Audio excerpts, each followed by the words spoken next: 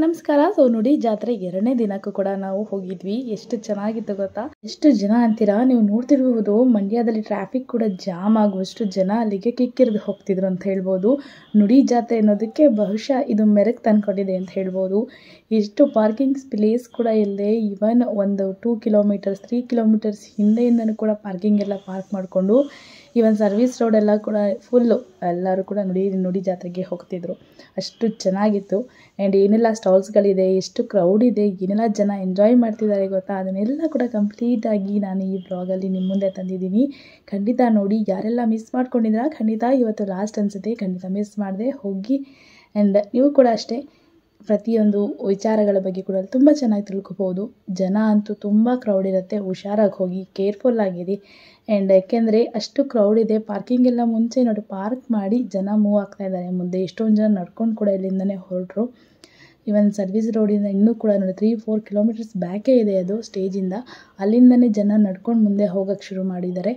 ಸ್ವಲ್ಪ ಕೇರ್ಫುಲ್ಲಾಗಿ ಹೋಗಿ. ಆ್ಯಂಡ್ ಮಕ್ಕಳು ಕೂಡ ಅಷ್ಟೇ ಕೇರ್ಫುಲ್ಲಾಗಿ ಕರ್ಕೊಂಡೋಗಿ ಅಂತ ಹೇಳ್ತಾ, ಆ್ಯಂಡ್ ಕಂಪ್ಲೀಟಾಗಿ ನೋಡಿ ನಿಮಗೆ ಇದ್ರ ಜೊತೆ ಏನೆಲ್ಲ ಇದೆ ಆ್ಯಂಡ್ ಎಷ್ಟೆಲ್ಲ ಕೇರ್ಫುಲ್ಲಾಗಿ ಹೋಗಬೇಕು ಅನ್ನೋ ಐಡಿಯಾ ಕೂಡ ಬರುತ್ತೆ ನಿಮಗೆ. ಆ್ಯಂಡ್ ಎಷ್ಟು ಸಾಧ್ಯ ಆಗುತ್ತೋ ಅಷ್ಟು ದೂರನೇ ಪಾರ್ಕ್ ಮಾಡಿ ಹೊರಡಿ. ಯಾಕೆಂದರೆ ಒಳಗಡೆ ಹೋಗಿ ತುಂಬ ಇಕ್ಕಟ್ಟಲ್ಲಿ ಸಿಗಾಕೊಳ್ಳೋಕ್ಕಿಂತ ಮುಂಚೆ ಅಲ್ಲೇ ಪಾರ್ಕ್ ಮಾಡಿ ಹೋಗೋದು ಉತ್ತಮ.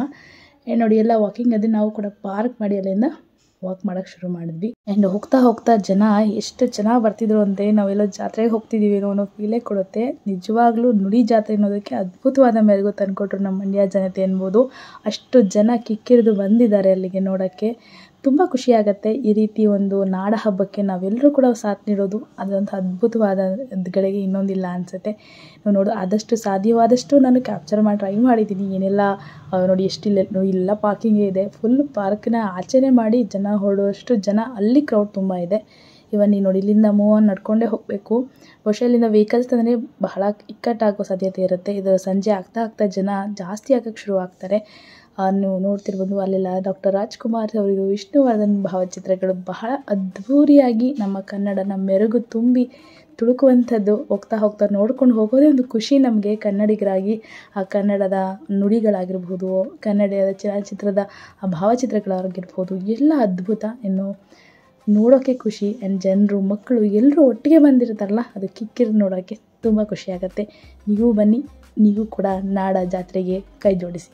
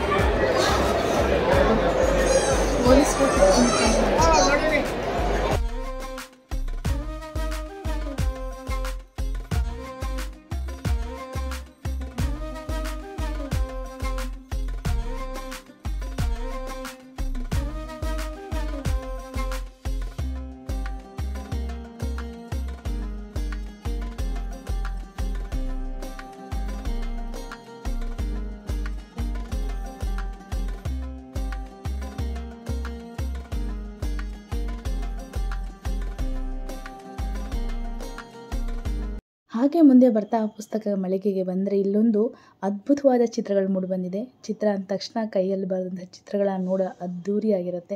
ಇಲ್ಲಿ ಚಿತ್ರಕಲಾಕಾರರು ಬರೆದಂಥ ಕೆಲವೊಂದಷ್ಟು ಚಿತ್ರಗಳನ್ನ ನೋಡ್ತಾ ಹಾಗೆ ಮುಂದೆ ಹೋದರೆ ಪುಸ್ತಕಗಳ ಸಾಮ್ರಾಜ್ಯ ಅಂತ ಹೇಳ್ಬೋದು. ಕತೆ, ಕಾದಂಬರಿ, ಪುಟಾಣಿ ಕತೆಗಳು, ಮಕ್ಕಳಿಗೆ ಏನೆಲ್ಲ ಪುಸ್ತಕಗಳು ಬೇಕೋ ಅದು ಎಲ್ಲ ಕೂಡ ಒಂದೇ ಸ್ಟಾಲ್ಗಳಲ್ಲಿ ಸಿಗ್ತಾ ಹೋಗುತ್ತೆ. ಈಗ ಪ್ರಿಯರಿಗಂತೂ ಹಬ್ಬ ಅಂತ ಹೇಳ್ಬೋದು. ನೀವು ಯಾವೆಲ್ಲ ಬುಕ್ಸ್ಗಳು ಹುಡುಕ್ತಿದ್ರೆ ಖಂಡಿತವಾಗ್ಲೂ ಇಲ್ಲಿ ಸಿಗುತ್ತೆ ಅಂತ ಹೇಳ್ಬೋದು. ಕನ್ನಡದ ಕಾದಂಬರಿ, ಕವಿಗಳ ಬಗ್ಗೆ ಆಗಿರಬಹುದು, ಮನೋರಂಜನೆ ಪುಸ್ತಕಗಳಾಗಿರ್ಬೋದು, ಚಲನಚಿತ್ರ ಪುಸ್ತಕಗಳಾಗಿರ್ಬೋದು, ಪ್ರತಿಯೊಂದು ಪುಸ್ತಕಗಳು ಇಲ್ಲಿ ಸಿಗುತ್ತೆ. ಮಹಾಭಾರತ, ರಾಮಾಯಣ ಎಲ್ಲವೂ ಕೂಡ ಅದ್ಭುತ. ಅದನ್ನು ನೋಡೋಕ್ಕೆ ಒಂದು ಕಣ್ಣು ಸಾಲದು, ಮೆರುಗು ಸಾಲದು ಅಂತ ಹೇಳ್ಬೋದು. ಅಷ್ಟು ಚೆನ್ನಾಗಿದೆ ಇಲ್ಲಿ ಪುಸ್ತಕ ಮಳಿಗೆಗಳು.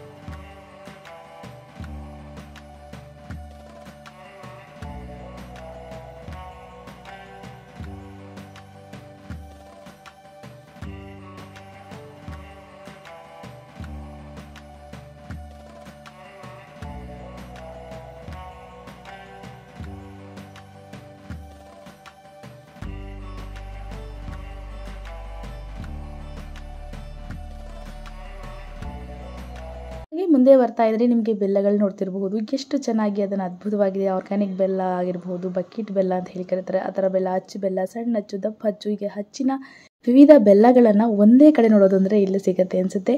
ಹಾಗೆ ಇಲ್ಲಿ ಮುಂದೆ ಹೋಗ್ತಾ ಇನ್ನು ನಾವು ವಾಣಿಜ್ಯ ಮಳಿಗೆಗಳನ್ನ ನೋಡ್ತಾ ಹೋಗ್ತೀವಿ. ಇಲ್ಲಿ ನೀವು ಕೂಡ ಪರ್ಚೇಸ್ ಮಾಡ್ಕೋಬಹುದು ಬೇಕಾಗಿರುವಂಥ ಸಾಮಗ್ರಿಗಳಾಗಿರ್ಬೋದು.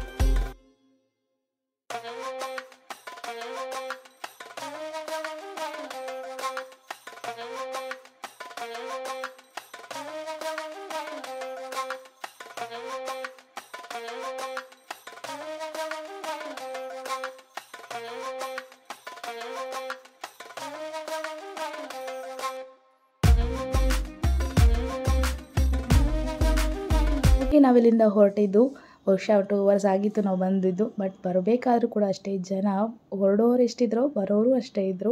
ಕನ್ನಡ ಸಾಹಿತ್ಯ ಸಮ್ಮೇಳನ ನಮ್ಮ ಮಂಡ್ಯದಲ್ಲಿ ನಡೀತಿರೋದು ಬಹುಶಃ ನಮಗೆಲ್ಲರಿಗೂ ಖುಷಿ ತಂದಿರುವಂಥ ವಿಚಾರ ಆಗಿರುತ್ತೆ.